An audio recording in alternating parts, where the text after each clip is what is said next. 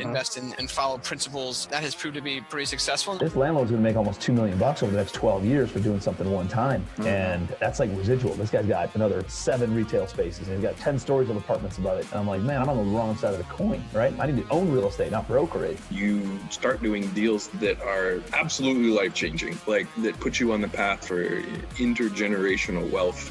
Welcome to the Real Estate Home Runs podcast. I am your host, Luis Vanderhorst. This is a podcast for busy professionals who want to learn about passive income producing strategies that have helped others crush it in the real estate world. Whether you are a new or seasoned real estate investor, this is the podcast for you.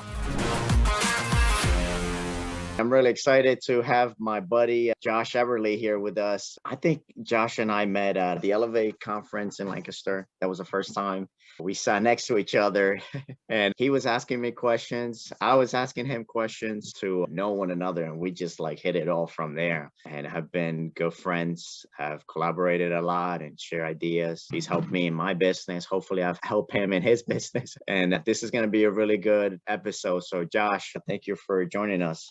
Yeah, thanks, Louis. Thanks for having me on. As Louis mentioned, we both met at a conference. We just kind of showed up and we were the young guys in the room. And Louis actually brought his wife, I believe. I think your wife was there, correct? Yeah, she was. And I couldn't get my wife to come along because she was like, oh, real estate, that's boring. So I was joking about that. Josh, and I think that was like the weekend after we got married, Elizabeth and I, that we went to that. Did you put that like in your wedding vows, like the little fine print, like you have to come to the real estate, you know? The non-negotiable, like you have to do real estate with me.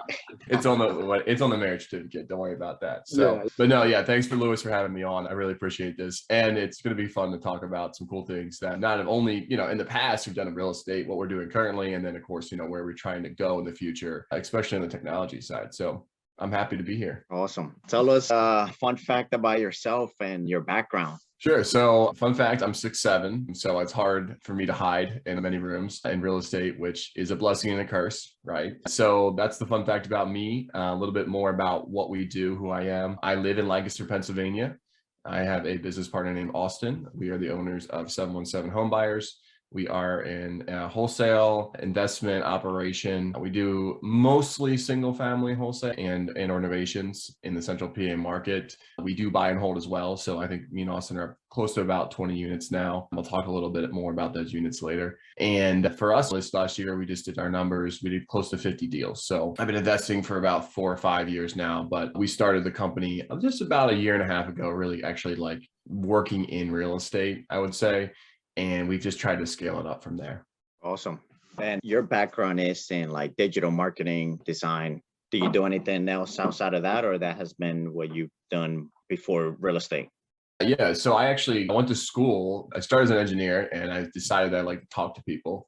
So I quit doing that after a year. Yeah, and then I decided it was a smart idea to get a political science and an economics degree, which I did not use any of in my first job. So I went into digital marketing, the digital marketing world. I've been doing that now for about 7 years. I feel old saying that because digital marketing changes so fast, but I've been doing that for 7 years. Recently, I've kind of quit my day job, quote unquote. So I do a lot of marketing consulting on the side as my own boss, or I work on some of our own assets and our properties in addition to running the real estate company. So I know a lot about, SEO, PPC, websites, conversion rates, anything like that. And how did you get the real estate bug? How did that get your attention?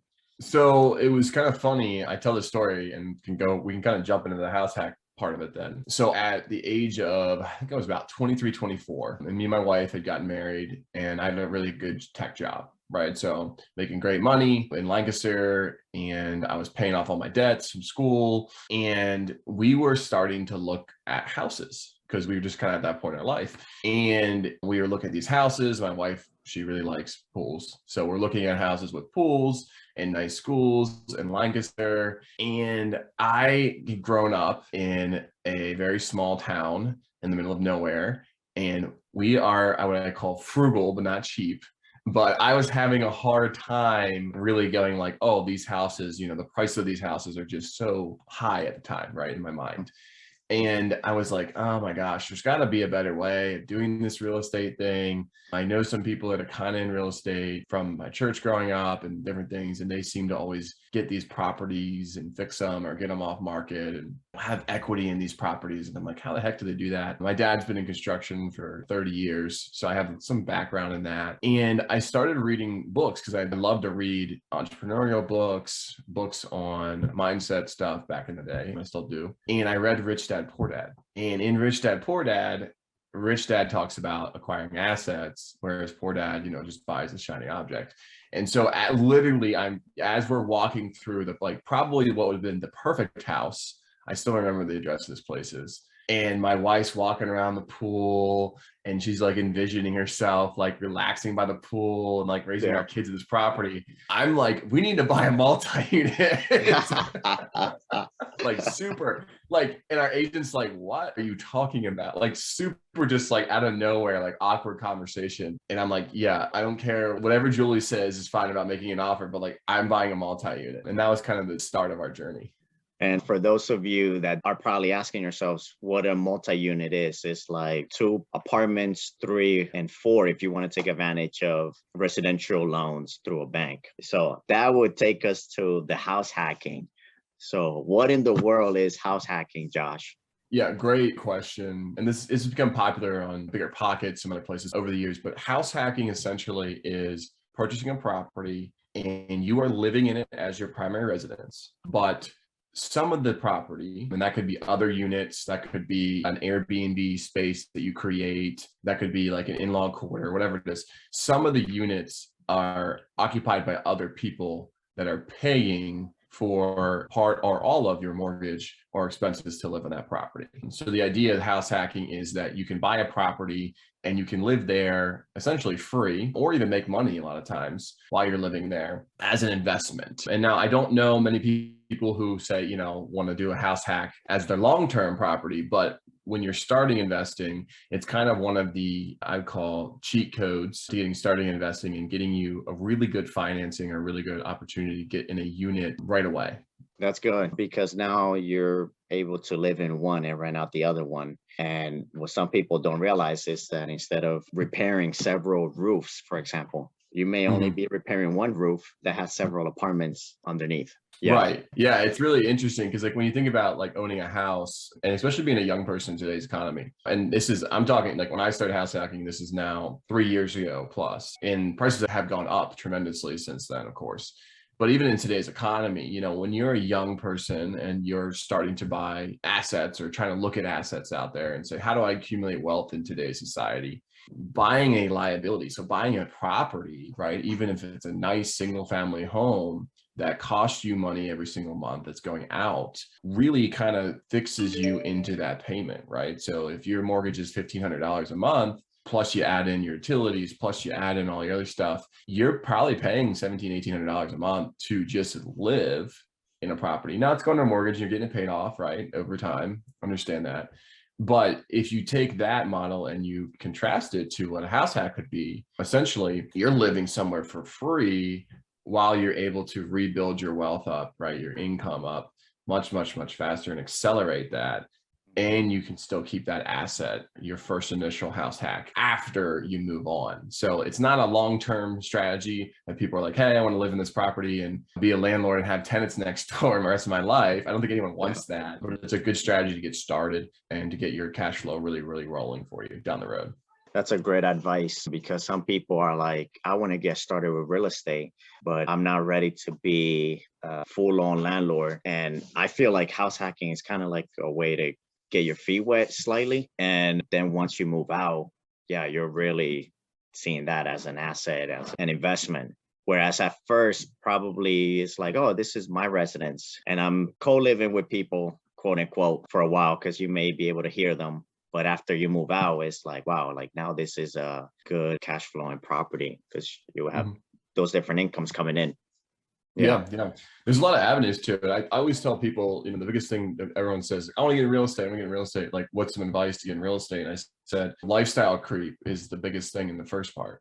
If you're young, if you don't have a ton of like liabilities yet, you don't have kids, or maybe you're married, maybe you're not, getting and living like you're poor. I always say that, living like you're poor, don't starve yourself, but living like you don't have money, right? When you're early in your starting investing career, it's going to set you up way better down the road when you do have money, right? So a lot of people I see make the mistake of saying, well, I want to get in real estate, but I want to buy the $350,000, $400,000 house first, and then I'll invest in real estate. What they don't understand though is if they took that same amount of money and bought a multi-unit that they house hacked, they could use the cash flow of that property to then when they, in a couple of years, maybe a year or two, they could then go buy their single family property, right? Because the cash flow equity of that multi-unit would cover their debt service in the lender's eyes, right? So a lot of people say, oh, I want to get invested in real estate. You know, they go buy the $400,000 house, and then they try to get a loan for a multi-unit, or they try to go back and get financing, they don't get qualified. And so I always tell people, like, live like you don't have money when you're younger, maybe choose some of these routes and these options we're going to talk about, and then go buy the nice house later. It worked for me, it worked for my partner. And that's how we counsel a lot of people who ask us the same question, who are young. Like, we always tell them, buy the multifamily house hack first or unique situation, and then go buy your single family later in life. That's good. And speaking about numbers and stuff, would you mind walking us through how you found this house hack deal? How were you structure the down payment, and what is it doing now for you? Yeah, so I'll walk you through two scenarios. Both of these are real in our market, and then I'll kind of talk about some alternative scenarios that you could do. So I'll give you the first one. My first house hack was in Millersville, PA, which is a college town. I found the property off the MLS, believe it or not. So I found it on the MLS. And at the time, in Lancaster, is super hot. You couldn't buy a ton of multi-units. Now you can't even find them. They're not even for sale. But back then, what I was looking for was a unit that my wife and I could live in, because we were paying literally like $1,200 in rent a month and in a nice apartment. So I was looking for a unit that we could essentially move into and just break even, right? So my mortgage payment and all my rents basically and my utilities basically covered my mortgage payment. And then I could just live there for free, because in my mind, if I'm living there for 1 year, I just basically put $15,000 back in my pocket, right? So we found this unit. It was a triplex, which means 3 units. It also had a big garage in the back, and then it has about an acre of property there in Millersville, which is kind of unique. I'll talk a little about what we did with that later. So the rents on the property, I think when we first acquired it, were like $1,200, $600, $1,000. And then I think I got like $200 for the garage. So what we did was we looked at the financing. I used an FHA 3.5%, because you can use your first time home buyer. You can use that 3.5% up to 4 units. Which so is I think sweet. I think I put a total like $15K down on this property, which is like a $300,000 property. Wow. And we moved in, and it wasn't the nicest property. Like, to be honest, it's an older farmhouse kind of property, so it's not updated as much as possible. But we looked at it and we said, hey, look, we're 24, 5, whatever. We don't need to have a dishwasher right now. You know, we don't need to have some of these the nicest carpeted flooring and all that stuff. Like, this is perfectly fine. And so me and my wife moved into the 2-bedroom. We made it kind of our own. We ended up living there for 2 years, and we recently moved out about right before COVID. So that property now, we refinanced it. I raised the rents, did some improvements to that property. And that property now cash flows me about $800 a month in net profit. So it was a really good play at the time. It was really excited. We ended up actually in the back there's a gravel parking lot. I use an app called Neighbor, where you can actually rent out storage space virtually. So I have an ice cream truck back there. There's someone's campers back there, some random car they're fixing up, whatever's back there. But, you know, you can set your rate. So for a lot like that, you know, I charge about $65 a month, and people can park their stuff out there. So I have about 5 or 6 of those slots filled at any given time. Wow. So it's easy cash flow. So yeah, that property is great. And we lived there for 2 years and we moved out, but we looked at it as it was free living at the time. And then once we moved out, we cash flowed like crazy. That's awesome. I recently learned about Neighbor. So is that like the same concept that's like Airbnb, where you could rent a space? Yeah. There's an app. So you just go to neighbor.com. Basically, if you have an extra room in your house, maybe an attic, or you have a garage, or even a driveway. Let's say you live in a very urban area and you have a driveway that's desirable to, let's say you're in Reading or Lancaster somewhere, and it's like the essential business district and you have to pay for parking. So they'll reserve your spot on the app. It's all digital. And then you can communicate, and then basically they agree to pay monthly, and Neighbor collects the money and then they distribute the funds to you. So I think it's PayPal, I'm pretty sure. I get paid every month now. I get like these nice little, every couple of days, it's like, you got paid. And it's just basically passive income. There's nothing better than it.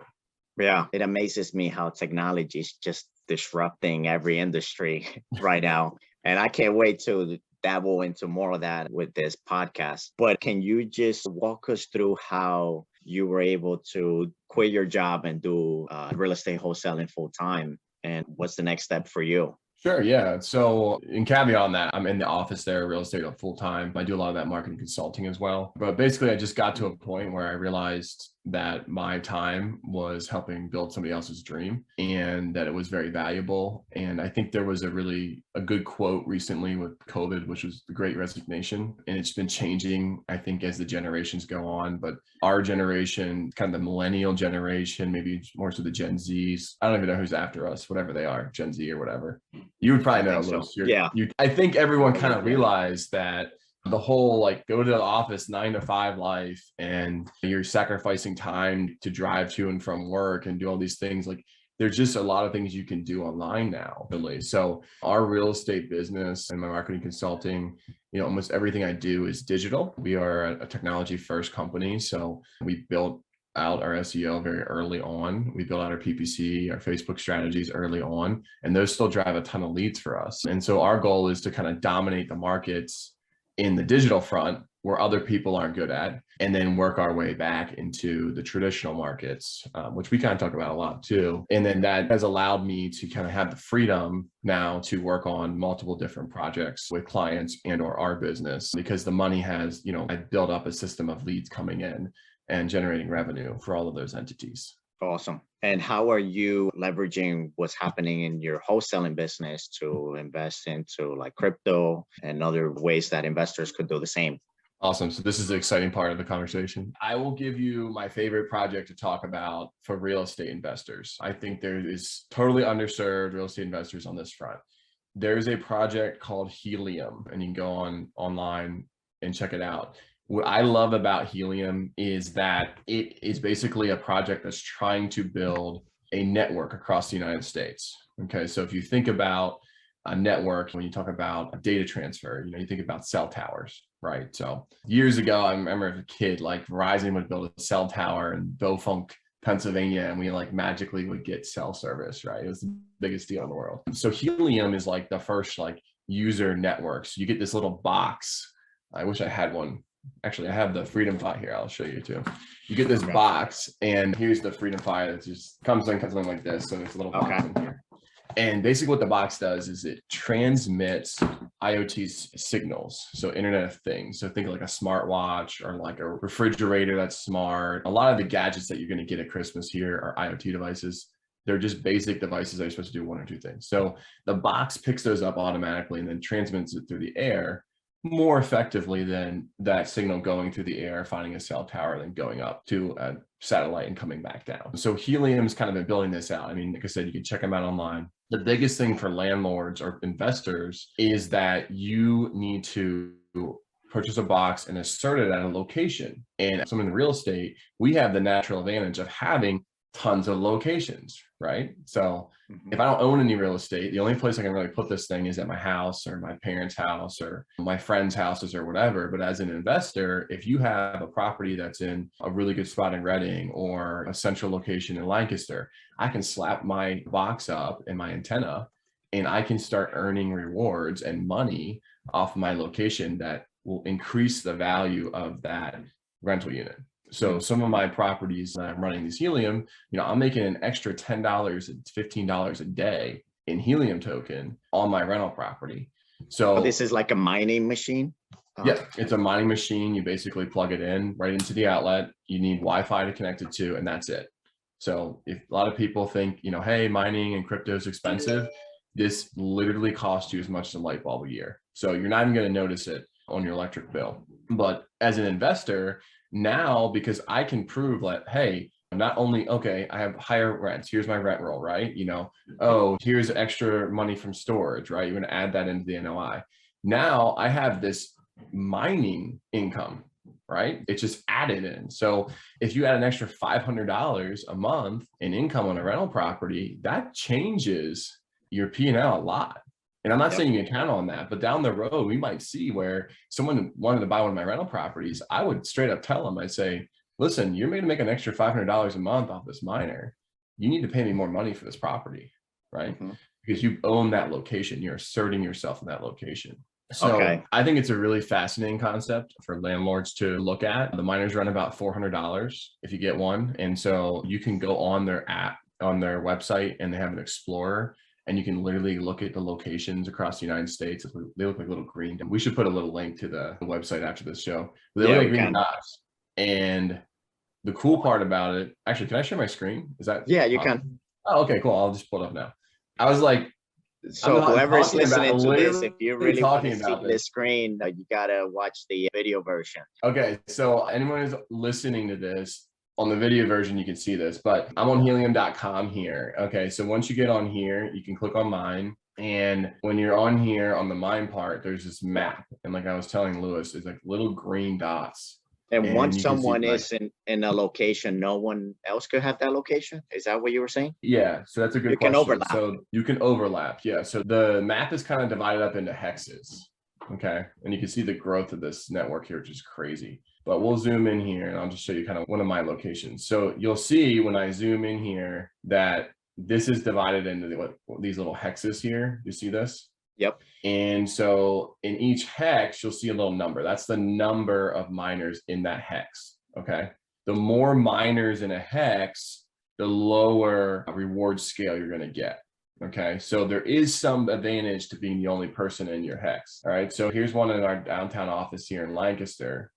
And if I click on, you can see we're witnessing to all these people. But you can see in this one, like, I literally just have this plugged in the wall in my office.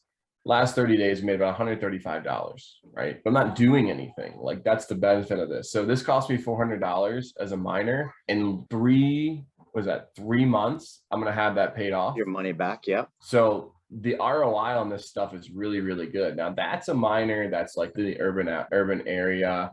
I'm gonna show you the other one I have. I just actually set this guy up, and this one's even doing way better. So this one, you can see here, it just came on mid-month here. And I've already made $181 on this one. So this is an app. This is a one that's kind of in a higher elevation. It's on a townhouse, my friend's townhouse. I have a bigger antenna on it. If you get it outside and up, like if you mount it on your roof, you're going to make a lot more money. But yeah, this one, has been up not even 15 days. I made $181 on it. So if I came on here and said, hey, Lewis, how would you like literally 100% return in month 1 for a device? It's a no-brainer. Yeah, this could give you that. So if you have any more questions about that, check out helium.com. I'm really big in the product. I bought early on a lot of helium. I have a lot of it, and I do believe like it is going to be very successful. So that's something I think real estate investors can kind of grasp as a physical product that can put in their rentals, and also joins it with crypto. Okay. And with the crypto, like, if someone wants to cash that out, that can be done at any moment? Yeah, so there's an app on your phone, and that's how you set the miners up, and all your helium goes in there. And then you can actually transfer the helium over to Binance, which is a popular exchange. It's one of the top 5 out there. And there's a USD to Binance right on their switch. So you would send your helium over to Binance, and then on Binance, you just say, hey, sell it for whatever rate, and it will convert it to US dollar. Do you need a membership after you buy that device? Also a monthly membership or no? No, there's no monthly membership. So when you buy the device, like I said, I have a new one here. This is kind of the next thing I'll talk about, the 5G part of it. It'll come in a box like this. You open the box and there's a miner in there. There's a stock antenna. There's a plug in there. And then it comes with credits to activate the device. So when you pull up your app, you basically just scan your device, and it's going to give you a 12 code phrase, which you want to remember that, you want to write that down. But then it's going to say, you want to assert your location, and you click yes. And that just charges the data credits to assert your location. So once it's live, there's no cost other than that small electric cost to run it. Okay. And the ideal places are like high altitudes. Is that what you're saying? Yeah, you want to definitely get it up as high as possible. So if you have like, a 2-story house, you can either get an indoor unit. So you can have an indoor unit and have that next to your router, and then get a extension cable and run that up, and then go to an antenna like that's on the outside. Or they have outdoor units, exterior units as well, which, you can do PoE, which is called power over Ethernet. So you could have, it comes, a lot of the exterior ones come in like, kind of looks like a cable box, on the outside of your house that protects it, a plastic box. You basically just mount that sucker up on the outside. It comes with an antenna, and then you run an electric cable that powers via Ethernet to that box. So it's very similar to like a lot of telecommunications type equipment that you would see on the outside of a house. But yeah, people are doing all kinds of crazy stuff. If you check out, they have a Discord. So if you go on Helium and I think, where are their Discords at? They have Control F maybe. Oh, there it is. So yeah, if you check out, they have like a Telegram, they have a YouTube channel, they have a Discord, but basically you can go on here, they have these channels and these other Helium. So you have these other Helium owners on here, and they're just basically talking about like antenna setups, any questions you have, like where should I put my Helium miner? This is all free to join. So you can see all of this in here, general hotspot issues. If people are like having issues and not syncing, you can write anything in here in this Discord, and there's been tons of people that are responding. Yeah, seems like a big resource there, and it's pretty active too. So if someone comes across any issues, they can help there. I'll be curious to see this map in a year from now, Josh. Well, the funny part is when I started learning about it, it was about 28,000 hotspots, and that was less than a year ago. So in 1 year, it's gone from 28,000 to 439. You can see they added about 75,000 in the last 30 days. So it is exponential. I think if you're an investor or somebody that's looking to kind of get in the crypto space, but also go with a safer play that's more physical, this is a good play. The reason I do believe this is going to be very, very successful in the long run, whoever's listening to this, is they are going to build out a 5G network.